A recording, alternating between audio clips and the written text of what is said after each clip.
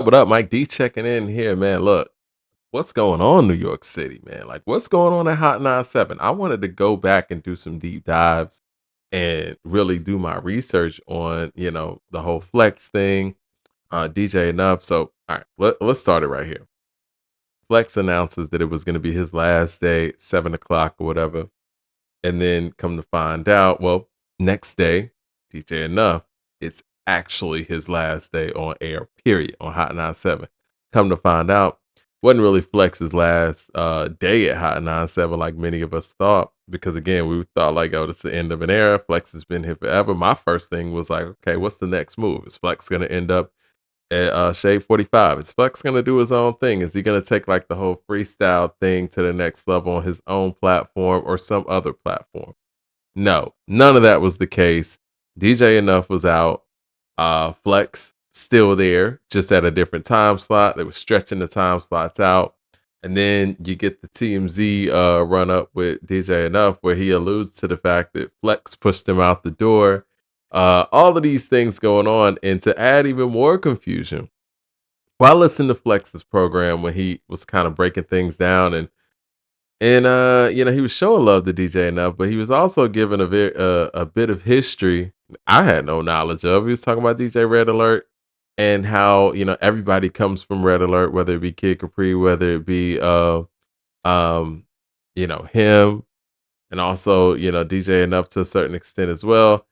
Long story short, he was saying that DJ Enough chose his allegiance to Angie when Angie and Wendy were going through it, and Red Alert was Wendy's DJ or on that slot or whatnot, and kind of made it seem like DJ Enough was disloyal to DJ Red Alert, and Flex never was good with that, even though they got good after that. All right, so all of that stuff happened, and then I go back and listen to Ebro's show in the morning, where you got Ebro Rosenberg, um, Styles, and the rest of the crew or whatnot. And Ebro is blasting the station as far as like from a business standpoint of the corporate structure of it all. Now, granted, Ebro does have a gig at Apple Music. I don't know if any of those things intertwine, but Ebro was going in and just talking about the fact that sounds like everybody over there is not happy. Um, Sounds like they feel that, anything can happen to that station at any given moment. And I think that that is very unfortunate, man. Hot 97 is a pillar in hip hop history, but at the same time, we have to understand that it is a radio station. And radio, in many senses, is I don't want to say a dead technology, but yes, it still serves some sort of purpose, or we wouldn't have it at all.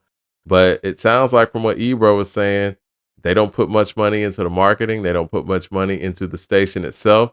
I saw that they were actually remote, so it sounds like you know, just my assumption here.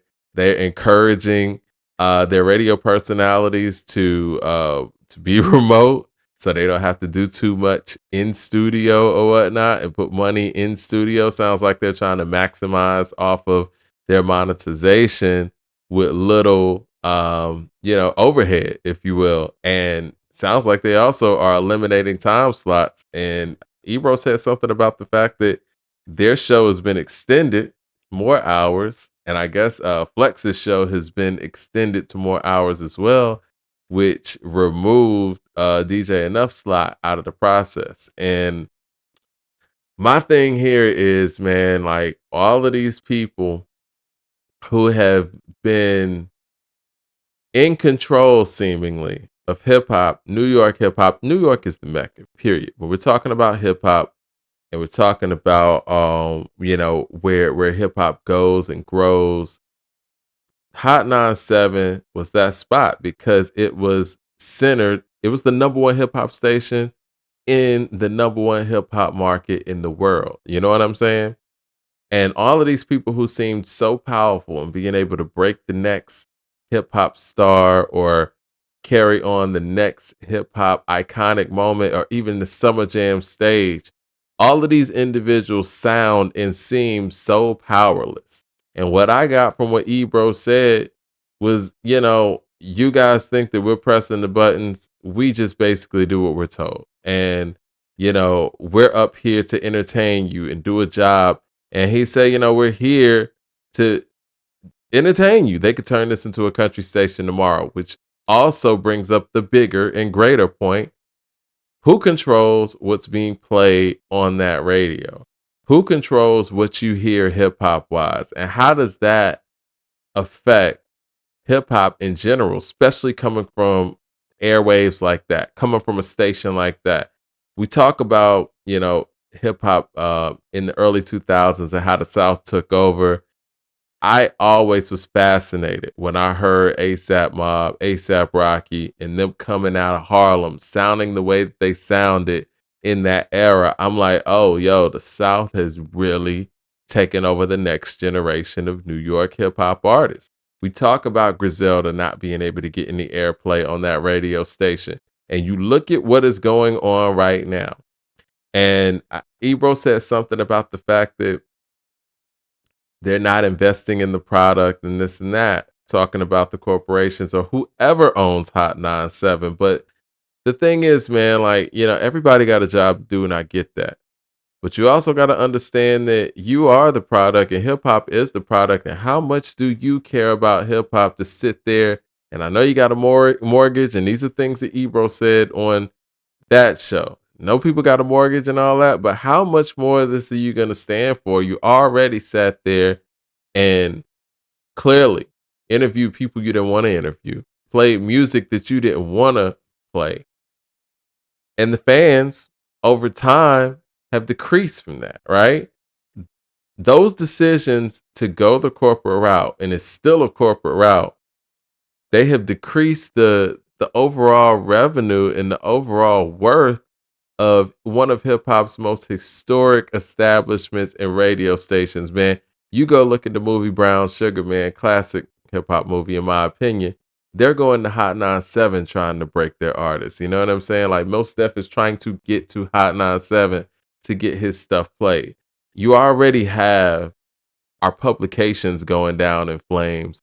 But to see the broadcasting networks go down in flames in this fashion, it's very, very sad. And I know the people in New York have already spoken up on this. I remember Chuck D speaking on this in like 2013 when I went to New York to Afro Punk in Brooklyn. And and the fact that Rosenberg and those guys got on the radio and tried to diss Chuck D like he was wrong. Everything Chuck D said was right when he was talking about the fact that you guys are playing to corporate entities and you're not giving our veteran hip hop artists the airwaves that they deserve. Our veteran hip hop artists, especially in New York, they built those airwaves, man. You know how disrespectful it is to not play new Nas material that's able to be that's able to fit your format. Excuse me, on King's Disease 3. The fact that Hot 97 didn't get behind that, you know how disrespectful that is to people who built this platform, people who built Hot 97. Hot 97 didn't build itself. You know what I mean? It was the MCs and the artists, the biggies, the locks, you know what I'm saying? Mobb Deep, Nas, Jay, Black Moon. These are the people, and a host of others. These are the peoples whose material built this institution called Hot 97. And I get it. You want to get younger, you want to stay hip. Hip hop is a young hip thing to a certain degree. But at the same time, man, you got the opportunity to balance things out. You really do. And what I heard from what I've been hearing, excuse me, from the people at Hot 97 in the past couple of days is, you know what? We have no control over anything. And this station is gonna do what it do. I just show up for my job. So it's a very sad state of affairs. And I do think that Hot 97, in my personal opinion, is at the center of New York hip hop being demoted to a certain degree on on a mainstream standpoint. Now, let me know what you guys think, and I want to hear from my people in New York, man. Like, what is really going on at Hot 97? Is this a positive for New York hip hop, or is this another negative for New York hip hop? Hit like and subscribe. I want to hear what you guys have to say in the comment section, man. I'm gonna talk to you soon. All right.